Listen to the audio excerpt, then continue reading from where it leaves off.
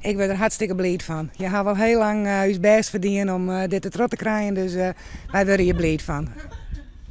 Ja, geweldig. We zijn eraan toe. We zijn er klaar voor en we zijn eraan toe. We willen meer omzet draaien, we willen gezelligheid. Als ik zie, we openen een tweede winkel in Lemmer. Als ik zie hoe druk het daar is op zondag. Ik was laatst in Gordendijk, hoe druk het daar is. Ja, dat moet hier ook. Ik denk een succesfactor is hoeveel mensen in de mei doorgaat. Denk je dat alle winkels er wel voor in binnen? Bijna alles. Ja, ik denk 80%.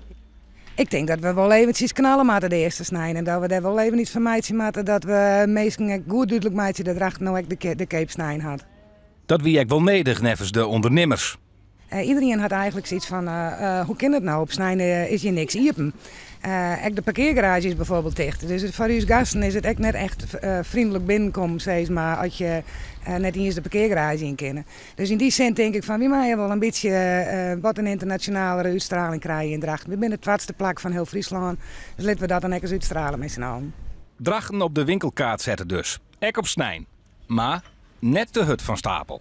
Ik denk dat we rustig aan moeten beginnen. Laat Drachten maar even wennen eraan. 1 keer in de maand op zondag open. Kunnen we rustig bekijken hoe het gaat. En dan kunnen we altijd nog zeggen van we gaan alle zondagen open.